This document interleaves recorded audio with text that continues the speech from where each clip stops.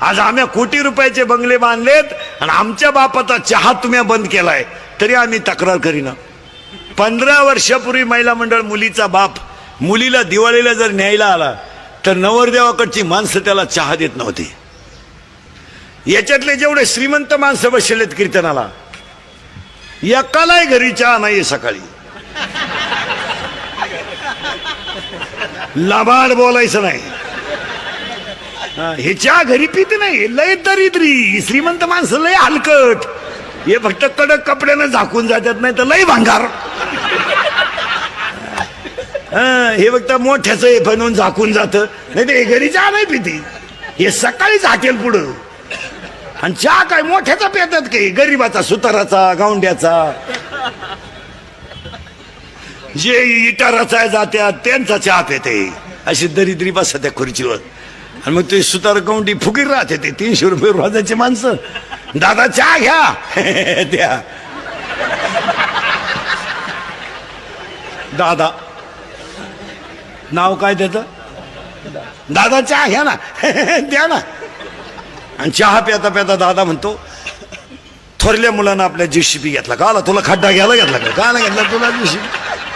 दरिद्र तुला चहाला पैसे नाही.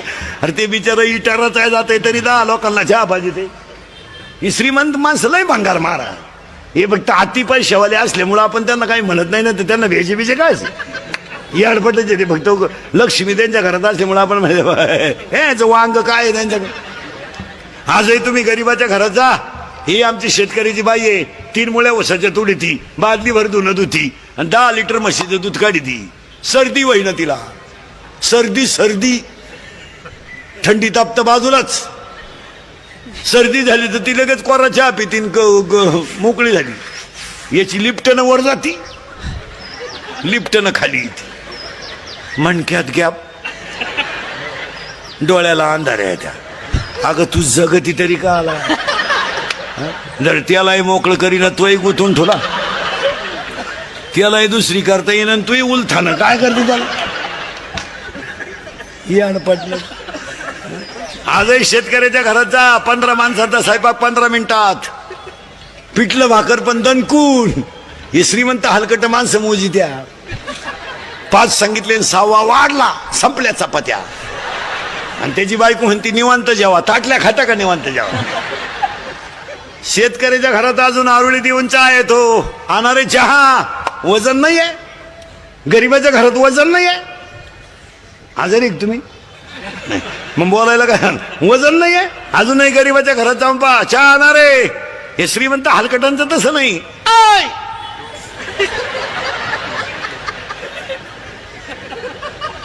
खिडकी जवळ जात अरे सांग ना 2-4 काय मुळ्यात दुखत होतं सांग 2-4. आणि मग ते मॉडेल येतं चहा घेऊन केस बिस मोकळे सोडेल गाऊन बिवून घालेल. बा बा बा बा बा बा बा बा बा. आपल्याला वाटतं जोडून आमुषा आणि काय ना आज जोडून.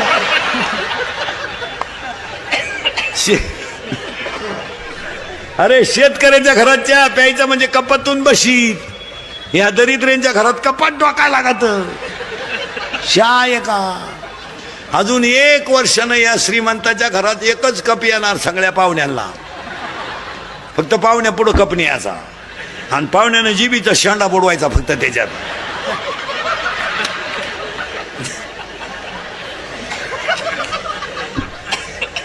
आणि मग ही श्रीमंत माणसं गमेंटीत जगात आहे मरती नाही.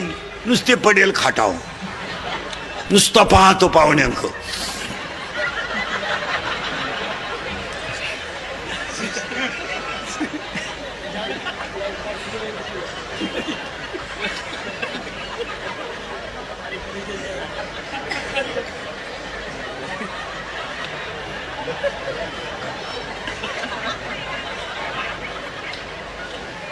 पाहुणे म्हणले चहा.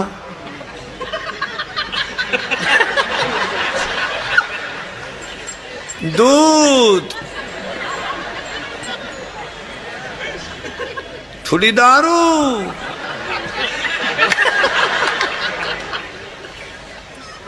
मरती नाही आणि मेले तर यांना कावळा शिवत नाही.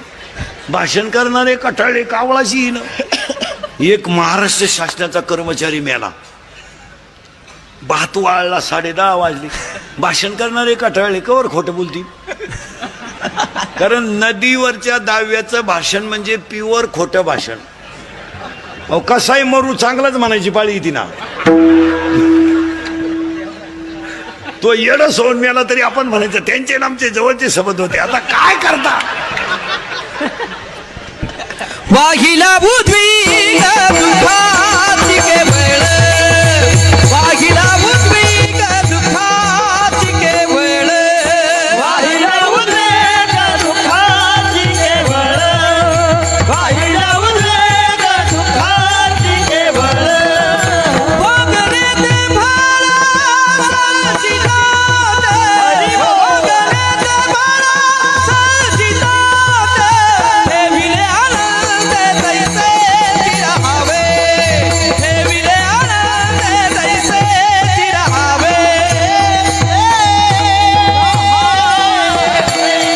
महाराष्ट्र शासनाचा कर्मचारी मिळाला कावळाच येईन. भाषण करणारे कटाळे कवर खोटं बोलतील. प्रवचनकार कटाळा कवर सांगन काय. मग एक जण म्हणला इकडे ही नोकरीला कुठं होतं म्हणला. तुम्हाला महाराष्ट्र शासनात होता. कावळा शिवणार नाही म्हणला. 100ची नोट ठेवी म्हणला. भात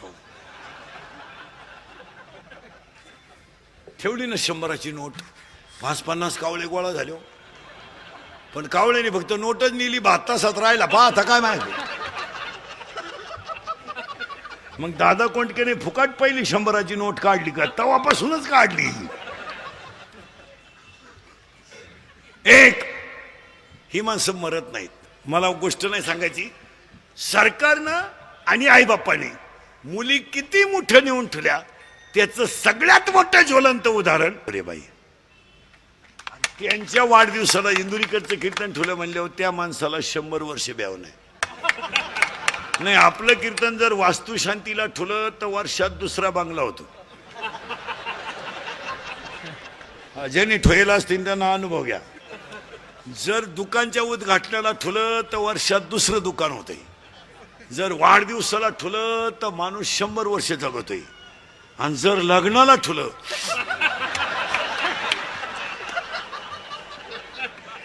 बाकीचा विचार घरी गेल्यावर करा. आता ह्या अभिष्ट चिंतनाला माझं कीर्तन ठेवलं म्हणल्यावर हा श्री किती मोठी असते हे सगळ्यांना दाखवून देणारा उत्सव आहे. हा एकटा एका मॅडमचा आपल्यातली एक मॅडम आहे. आणि ह्या वाढदिवसाला एक ध्यानात ठेवतो महिला मंडळ. आपल्यातली एक स्त्री किती मोठी होऊ शकते हे त्याचं उदाहरण आहे. देव कोण नाही देत नाही काही. कोणी उठणं हे नाही. माईक तुटस्तवर भाषण करणारी माणसं आहेत. वायरी तुटल्या तरी बोला त्यातच. हो पण ह्या जगात स्वर्गीय श्री बाळासाहेब ठाकरे नंतर भाषणाची लकप कोणाला जमली नाही. नाही नाही नाही नाही नाही नाही. बाकी मरू द्या. तसे कपडे घालाल तुम्ही. तसे कपडे घालाल तुम्ही. दाढी राखाल तशी. पण ते पुन्हा होणे नाही. काय मत आहे तुमचं. नाही नाही नाही. उगाच कोणी उठायचं आणि बाय काहीच्या काही बरळायचं त्याला काय किंमत आहे. सचिवानं लिहून द्यायचं आणि यांनी बोलायचं त्याला काय किंमत. तुम्ही तुमच्या त्या माणसांच्याकडे तुम्हाला आता आमच्यापेक्षा तुम्ही जाणकार आहेत. बाळासाहेब ठाकरेंच्या व्यासपीठावर कधी तुम्हाला टाचन दिसलं का कागद. खुर्चीवर उठायचं सुरू का. अरे ती ताकदच आतून होती महाराज. आपाप शब्द बाहेर पडायचे. आपोआप उभं राहिल्यावर टाळी वाजत होती. तर बोला गप्प बसेपर्यंत टाळी चालत होती. का त्या वक्तृत्वात ताकद होती. वा. ते काय असं कोणी उठायचं. ते काय 15 ऑगस्टचं भाषण आहे का 4थीच्या पोरांना.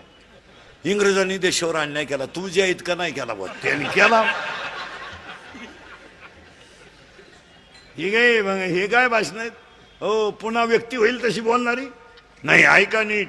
स्वर्गीय श्री बाळासाहेब ठाकरे नंतर भाषणाची लकप कोणाला जमली नाही. आणि विरोधकाला सुद्धा हसायला लावणारं विलासराव देशमुखानंतर भाषण कोणाला जमलं नाही.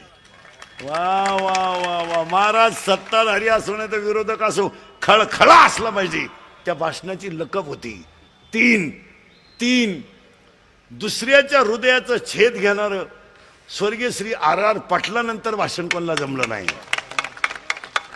नाही नाही. आणि हृदयाला घाम फोडणार स्वर्गीय गोपीनाथ मुंडे नंतर भाषण कोणाला जमलं नाही. आणि आज सगळ्यांचं जिरवणार पवार साहेबांनंतर कोणाला जमलं.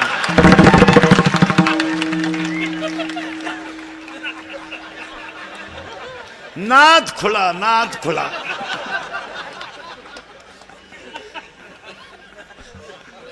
काय तुम्हाला एक वाक्य सांगा महाराज, ते आपले लोक अभ्यास करीत नाही महाराज.